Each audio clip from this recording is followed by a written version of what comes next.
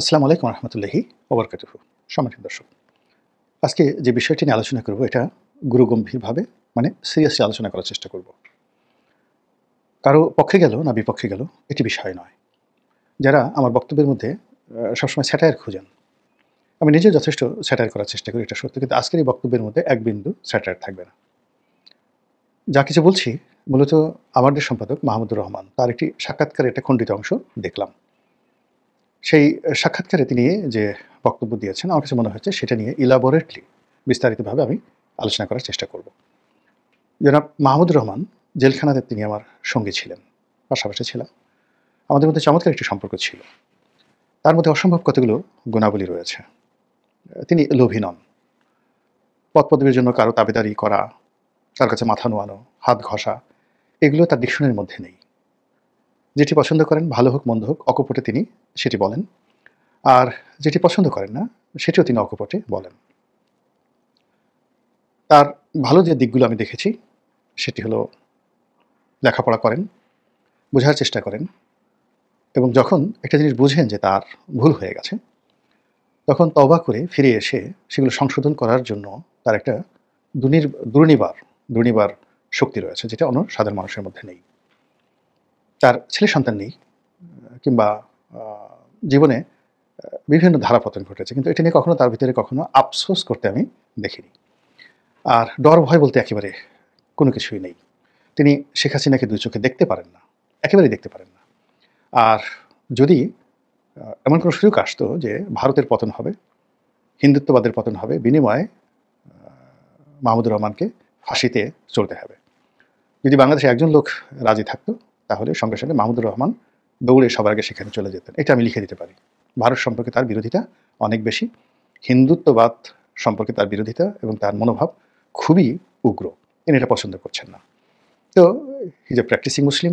হয়তো তার দাড়ি নেই, কিন্তু অনেক বড় বড় যারা আলেম ওলামা রয়েছেন তারা হয়তো একটু আরবি জানেন, সুরালো বা সুরেলা কণ্ঠে কোরআন তেলাওয়াত করতে পারেন, কিন্তু ইন টার্মস অফ প্র্যাকটিস, নামাজ কালাম পড়া, দোয়া দরুদ পড়া, তসবি তাহলিল করা, জেলখানাতে আমি তাকে দেখেছি যে তিনি অতি উচ্চ স্তরের একজন আমলদার। তো সেখান থেকে তিনি বের হয়ে আমার দেশ পত্রিকাটা বের করেছেন। আমি জানি যে তার অর্থনৈতিক অবস্থা ভালো না। এই আমার দেশ পত্রিকা দীর্ঘদিন বন্ধ ছিল এবং এই পত্রিকার বিপরীতে ব্যাংক লোন ছিল, বড় অ্যামাউন্ট। অলমোস্ট তিনি যখন জেলে ছিলেন তখনই সেটার পরিমাণ ছিল ৩০ কোটি টাকার মতো, আমার যতটুকু মনে পড়ে। তো সেই ঋণের দায়বদ্ধতা নিয়ে তিনি একটা পত্রিকা আবার বের করছেন এই সময়টিতে, এবং পত্রিকার ব্যবসা এখন ভালো না। এটা খুবই ঝুঁকিপূর্ণ, ভীষণ রকম ঝুঁকিপূর্ণ। পত্রিকা বিক্রি করে, বিজ্ঞাপন দিয়ে এখন আসলে কোনো পত্রিকাই লাভ করতে পারছে না। এখন তাকে ডিজিটাল প্ল্যাটফর্ম ব্যবহার করে সার্ভাইভ করতে হচ্ছে। বাংলাদেশের সেই প্রথম আলো থেকে শুরু করে যত পত্রিকাগুলো রয়েছে এখন তাদের আয়ের একটা বিরাট অংশ ইউটিউব, ফেসবুক ইত্যাদি যে ডিজিটাল প্ল্যাটফর্ম রয়েছে সেগুলো। কিন্তু প্রিন্টিং যে ভার্সন রয়েছে সেই ভাষণ দিয়ে আসলে পত্রিকার অর্ধেক খরচ দূরের কথা। প্রথম আলো, বাংলাদেশ প্রতিদিন এই দুটো লাভজনক প্রতিষ্ঠান। তো এদের অর্ধেক খরচও আসলে তাদের প্রিন্টিং ভার্সন থেকে আসে না, বরং প্রিন্টিং ভার্সন তাদের লস হয়। মূলত গুগল বিজ্ঞাপন, ইউটিউব বিজ্ঞাপন, ফেসবুক, মেটার বিজ্ঞাপন থেকে তারা সার্ভাইভ করেন। তো এরকম একটা ঝুঁকির মধ্যে জনাব মাহমুদুর রহমান যে পত্রিকা বের করেছেন, একজন উদ্যোক্তা হিসেবে আমি বুঝতে পারি যে তার সাহস কোন পর্যায়ে। তো সেই মানুষটি যখন ভারত সম্পর্কে, ডক্টর মোহাম্মদ ইউনূস সম্পর্কে একটি বক্তব্য দেন, তখন আমার কাছে মনে হয়েছে যে না, তিনি অন্তর থেকে এই কথাগুলো বলেছেন, যেটা আমি তাকে দেখেছি। তো তিনি যেটি বলেছেন যে স্বাধীনতার পরে বা ভারত বিভাগের পরে 1947 থেকে আমাদের এই ভূখণ্ডের মানুষের মধ্যে দিল্লি বিরোধী, ভারত বিরোধী একটি প্রবল মনোভাব ছিল। কিন্তু আমরা কখনো দিল্লির চোখে চোখ রেখে কেউ রাজনীতিবিদ যারা আছেন কথা বলতে পারিনি, আমাদের সে সাহস হয়নি। এই ওনার যে বক্তব্য, সেই বক্তব্যের সঙ্গে আমি আরেকটু যোগ করি। আমাদের এই ভূখণ্ডের মানুষদের যে ভারত বিদ্বেষী মনোভাব, দিল্লি বিদ্বেষী মনোভাব, এটা আরও হাজার বছর ধরে ছিল। এমনকি এখানে যখন মুসলমানরা শাসন করত, দিল্লিতে যখন মুঘলরা শাসন করত, সুলতানরা শাসন করত, তখনও দিল্লিকে দু চোখে কিন্তু এখানকার মানুষ দেখতে পেত না। যখন সেই হিন্দুরা শাসন করতেন, একসময় মৌর্যরা শাসন করতেন, নন্দবংশ শাসন করতেন, দিল্লিতে বহু হিন্দু রাজবংশ এসছে, তারপরে চালুক্যরা শাসন করতেন, তখনও কিন্তু এই বাঙালি দিল্লির কর্তৃত্ব কখনো মেনে নেয়নি। এনিওয়ে, মাহমুদুর রহমান সাহেব যেটা বলছেন যে আমাদের এই ইতিহাসে স্বাধীনতার পরটাই তিনি বলছেন যে কেউ দিল্লির চোখে কথা বলতে পারেনি। জিয়াউর রহমান সাহেব চেষ্টা করেছিলেন, তো তিনি যেহেতু প্রো জাতীয়তাবাদী, বিএনপি করেন না কিন্তু জাতীয়তাবাদী আদর্শের ধারক। বেগম জিয়ার প্রতি জনাব মাহমুদুর রহমানের ব্যক্তিগত শ্রদ্ধা অনেক বেশি। তারপর জিয়া রহমান সাহেবের প্রতি শ্রদ্ধা আছে, কিন্তু তারেক রহমান সাহেবের দালালি করা, তার প্রতি আনুগত্য প্রদর্শন করা, পদ পদবী মন্ত্রিত্ব লাভের জন্য তারেক রহমানের প্রশংসা করা, ওটা মাহমুদুর রহমানকে যদি গুলি করে মারা হয় তাহলে সেটা তার পক্ষে সম্ভব নয়। ফলে বিএনপি রাজনীতিতে যদি তারেক রহমান সাহেব আসেন, মাহমুদুর রহমান সাহেব আসলে বেসিক্যালি বিপদে পড়বেন, এটি বাস্তবতা। এনিওয়ে, তো তিনি যেটা বলার চেষ্টা করছেন যে এই স্বাধীন বাংলাদেশে জিয়া রহমানের পরে যদি ভারতের চোখে চোখ রেখে কেউ কথা বলে থাকেন, সেটা doctor Mohammad Yunus. I do agree and certify. ২ নম্বর হলো যে সেই গত ১৪-১৫ মাস ধরে কথা বলে এক নাগাড়ে ভারতের সঙ্গে কোনো রকম নেগোসিয়েশন না করে তিনি যে টিকে আছেন, এটা বিস্ময়কর। এটা অতীতে কেউ পারেনি। জিয়া রহমান সাহেব কথা বলেছেন, কিন্তু ১৪ মাস এইভাবে কন্টিনিউয়াসলি ভারতের বিরুদ্ধে দাঁড়িয়ে একটি রাষ্ট্র থাকতে পারেনি। তো সেই দিক থেকে ডক্টর মোহাম্মদ ইউনূসের হয়তো অনেক ব্যর্থতা থাকবে, আছে, তিনি সারা জীবন বাঁচবেন না। কিন্তু এই বাংলাদেশে একজন ডক্টর মোহাম্মদ ইউনূস এসেছিলেন, তিনি ভারতের বিরুদ্ধে দাঁড়িয়েছিলেন। যেমন রবার্ট ব্রুশকে আমরা এখন স্মরণ করি কেন? তিনি প্রবল পরাক্রান্ত ইংরেজদের বিরুদ্ধে দাঁড়িয়েছিলেন।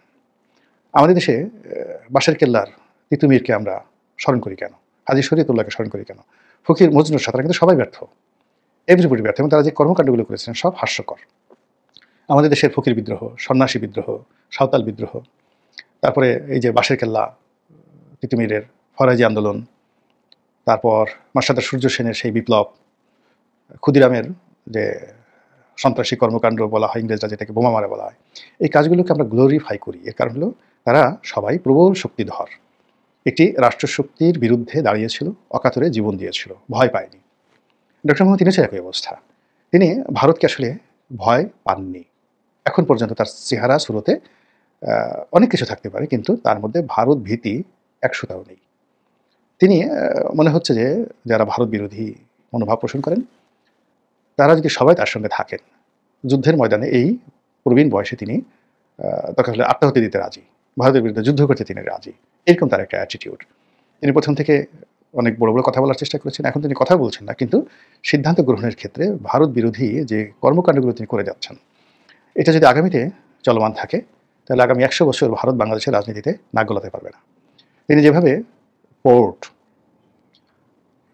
পশ্চিমাদেরকে দিয়ে যাচ্ছেন, আমেরিকাকে দিয়ে যাচ্ছেন, ডিপি ওয়ার্ল্ডকে, যেভাবে ডেনমার্কে দিয়ে যাচ্ছেন এপি মলারকে, যেভাবে স্যাটেলাইট পুরো বাংলাদেশের যে ইন্টারনেট ব্যবসাটা যেভাবে তিনি ইলন মাস্কের হাতে তুলে দিয়েছেন, যদি ঢাকা বিমানবন্দর সিভিল এভিয়েশনকে তিনি ইউরোপের কোনো দেশকে দিয়ে যেতে পারেন, আমাদের দেশের কি ক্ষয়ক্ষতি হলো বা না হলো, এটাকে আপনি যত ইস্ট ইন্ডিয়া কোম্পানি বলেন, ডাচ কোম্পানি বলেন, যা কিছু বলেন সেটা বলতে পারেন, সেটা আলাদা একটা বিষয়। কিন্তু যেটা আমরা অতীতে শুনেছি যে আমাদের বিমানবন্দরে দিয়ে ভারতের লোকজন এসেছে, সদম হয়ে তারা চলে গেছে, এবং এই বাংলাদেশ থেকে তারা তাদের অপছন্দের লোকদেরকে গ্রেপ্তার করে এই এয়ারপোর্টে নিয়ে গেছে, এটা কোনোদিন হবে না। বা আমাদের এই বন্দরকে ব্যবহার করে ভারত যে সকল কর্মকাণ্ড চালাতে পারত, যদি ডিপি ওয়ার্ল্ড থাকে, আমেরিকান কোনো কোম্পানি থাকে, ন্যাটো সদস্যভুক্ত কোনো দেশ থাকে, ভারত এই কাজগুলো এখানে করতে পারবে না, কোনোদিন করতে পারবে না। আগামী ৩০ বছরে যদি না পারে, তাহলে ৩০০ বছরে পারবে না। এই কাজগুলো ডক্টর মোহাম্মদ ইউনূস কিন্তু করে ফেলেছেন, আলটিমেটলি করে ফেলেছেন। তিনি সফল হবেন কি হবেন না এটা পরের ব্যাপার, কিন্তু ইট হ্যাজ অলরেডি বিন ডান। এই কাজটি বাংলাদেশে আর কখনো কেউ অতীতে করতে পারেনি। তৃতীয়ত, আমাদের দেশের একটা সীমান্ত অঞ্চল, যারা সীমান্তে বসবাস করেন তারা জানেন যে সীমান্তে একটা যাকে বলা হয়, আমাদের পুরো সীমান্ত জুড়ে একটা ইনফেরিয়ার কমপ্লেক্স কাজ করে। আমাদের সীমান্তের এপারে, মানে বাংলাদেশ পাড়ে যে সকল চোরাকারবারি আছে, তারা মনে করে তাদের সাথে ভারতের চোরাকারবারিরা শক্তিশালী। আমাদের এই বাংলাদেশের অনেক লোক আছে, তারা সকালবেলা ভিক্ষা করতে ভারতে যায়, আবার সন্ধ্যার সময় ভারত থেকে ভিক্ষা করে ফিরে আসে। আবার ভারতের কিছু ভিক্ষুক আছে যারা সকালবেলা বাংলাদেশের মধ্যে আসে, ঢুকে তারা ভিক্ষা টিকা করে সন্ধ্যার মধ্যে চলে যায়। এখন এই দুজন ভিক্ষুক, বাংলাদেশের ভিক্ষুক এবং ভারতের ভিক্ষুক, তাদেরকে যদি একত্র করা হয়, দেখবেন ভারতের যে ভিক্ষুক সে নিজেকে নবাব সিরাজউদ্দৌলা অথবা বাদশাহ জাহাঙ্গীর বা আলমগীর, এরকম তাদের একটা ভাবসা। আর বাংলাদেশে যে ভিক্ষুকটা রয়েছে, ও আসলে নিজেদেরকে সেই ভিক্ষুকের মতোই মনে করছে। তো সীমান্তের যে এই যে মনোভাব, সেই মনোভাব সেই ফেলানি লাশের মধ্যে আছে, সেই মনোভাব বিজিবির মধ্যে আছে, বিএসএফের মধ্যে আছে। সেই মনোভাব বাংলাদেশ যে সকল ট্যুরিস্ট ভারতে বেড়াতে যায়, তারা প্রতিটি শুল্ক স্টেশনে, ইমিগ্রেশন অফিসে এইভাবে অপদস্থ লাঞ্ছিত হয়। এমনকি ভারতের দূতাবাসে গিয়ে ভিসা চাইতে গিয়েও তারা লাঞ্ছিত, অপমানিত হয়। দিল্লিতে ঘুরতে গিয়ে, লালকেল্লার সামনে দাঁড়িয়ে, কলকাতার ভিক্টোরিয়া পার্কে গিয়ে, এমনকি শান্তিনিকেতনে গিয়েও বাংলাদেশ যে রাসিজম যেটাকে বলা হয়, বর্ণ বৈষম্যের শিকার হয়। এটি গত 14 মাস ধরে বন্ধ আছে। বাংলাদেশের লোকজন যাচ্ছে না। ভারতের কচ্ছপের ডিম, আমাদের বলা হয় যে এই যে যত ডিম আসে, অনেকে বলে এগুলো কচ্ছপের ডিম। সত্য মিথ্যা আমি জানি না। ভারতের কাঁচামরিচ, আদা, লঙ্কা, পেঁয়াজ, ভারতীয় দাদারা ঠিক সেই 2024 সনের জুলাই বিপ্লবের পর সেপ্টেম্বর অক্টোবর মাসে খুব বলেছেন যে ওরা তো আমাদের লঙ্কা ছাড়া বাঁচতেই পারবে না, আমরা ওদেরকে পেঁয়াজ দেবো না, দেবো, আমরা ওদেরকে পেঁয়াজ দেবো না, ওরা না খেয়ে মরে যাবে, আমরা ওদেরকে চাল দেবো না, ডাল দেবো না, দেবো না, ওদেরকে একটা টিপ মারবো, ওরা মরে যাবে। এই যে ন্যারেটিভগুলো যে অর্থাৎ ভারতীয় পণ্য ছাড়া আমরা বাঁচতে পারি, ভারতে চিকিৎসা ছাড়াও আমরা রোগমুক্ত থাকতে পারি, এবং ভারতের সঙ্গে ট্রেড অ্যান্ড কমার্স ছাড়াও আমাদের দেশে ব্যবসা বাণিজ্য চলে, এই ন্যারেটিভগুলো কিন্তু প্রতিষ্ঠিত হয়ে গেছে। এই কথাই মাহমুদুর রহমান সাহেব বলার চেষ্টা করছিলেন ওনার মতো করে। তো আমার কাছে মনে হয় যে ঠিক আছে, আমরা ডক্টর মোহাম্মদ ইউনূসের অভ্যন্তরীণ বিষয় নিয়ে আমি অনেক সমালোচনা করেছি।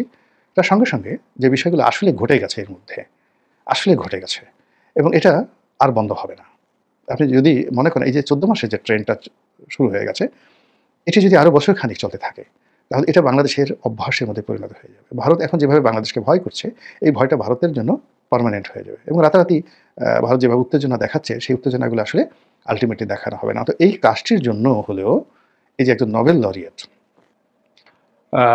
ডক্টর মোহাম্মদ ইউনূস, যাকে নিয়ে আমরা খুব ঠাট্টা করছি, মস্করা করছি, ট্রল করছি, কিন্তু তলে তলে তিনি যে কাজটি করে ফেলেছেন, ভারতের চোখে চোখ রেখে কথা বলা, ভারতের সঙ্গে একটা যুদ্ধন্দেহী অবস্থা তৈরি করা, ভারতকে পার্মানেন্টলি অ্যাবান্ডেন্ট করে দেওয়া, এবং আমাদের সীমান্ত অঞ্চলে যে জাতীয়তাবোধ তিনি তৈরি করে ফেলেছেন, তার সঙ্গে সঙ্গে দক্ষিণ পন্থা যে একটা রাজনৈতিক শক্তি, তাদেরকে এই গত কয়েক মাসে রীতিমতো যে প্রাতিষ্ঠানিক রূপ তিনি দিয়ে ফেলেছেন, এই প্রাতিষ্ঠানিক রূপ যদি অব্যাহত থাকে, তাহলে বাংলাদেশের রাজনীতি একেবারে 180 ডিগ্রি অ্যাঙ্গেলে গিয়ে বিএনপি এবং আওয়ামী লীগ, এই দুটো রাজনৈতিক দলের হাত থেকে একটি তৃতীয় রাজনৈতিক শক্তি, একটি তৃতীয় রাজনৈতিক বলয় এবং একটি বিশ্বাসের দিকে ধাবিত হচ্ছে। আল্লাহ ভালো জানেন আমাদের ভবিষ্যতে আমাদের কতটা কল্যাণ রয়েছে আর কতটা অকল্যাণ রয়েছে। আসসালামু আলাইকুম রহমতুল্লাহি ওয়া বারাকাতুহু।